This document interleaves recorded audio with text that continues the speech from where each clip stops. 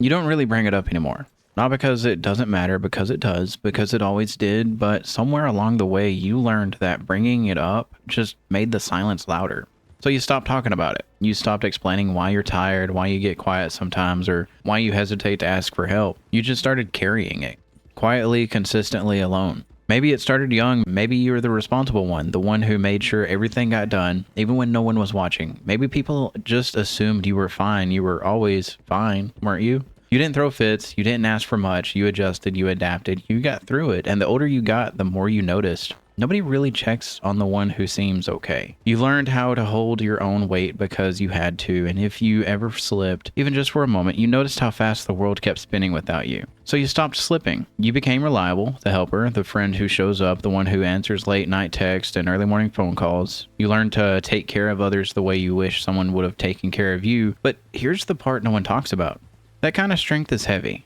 There's a cost to being the strong one. It looks good from the outside, capable, put together, self-sufficient, but inside it's lonely. It's the kind of lonely that creeps in at the end of the long day when no one asks how you're doing. It's the kind of lonely that shows up in the car when the music's off and the street lights blur through the windshield. It's the kind of lonely that feels familiar now, like a coat you didn't ask for but wear anyway. You don't talk about it, but you've been doing it alone for a long time. You've learned to celebrate your wins in quiet. You've learned to push through the hard days without falling apart. You've learned to nod and smile when people say, I don't know how you do it. But if they only knew.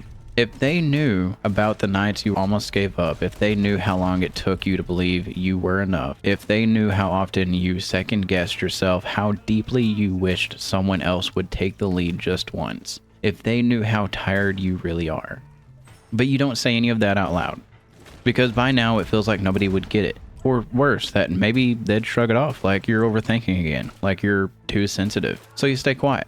You keep doing the next right thing. You keep getting up even when you feel like collapsing. And listen, I don't know who first told you you had to be everything for everyone. I don't know where you picked up the idea that your needs were less important than everyone else's. I don't know when you decided that asking for help made you weak, but I do know this. You're allowed to be tired. You're allowed to not have it all together. You're allowed to want someone to carry it with you, even just for a moment. You've done more than most people will ever know. You've held it all together while your own world was falling apart.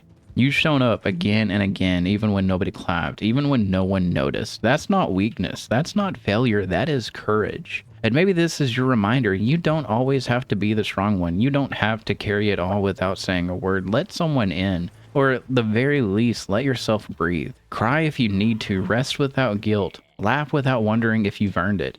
Because you've already earned it. You've been doing it alone for a long time, but you don't have to stay that way forever.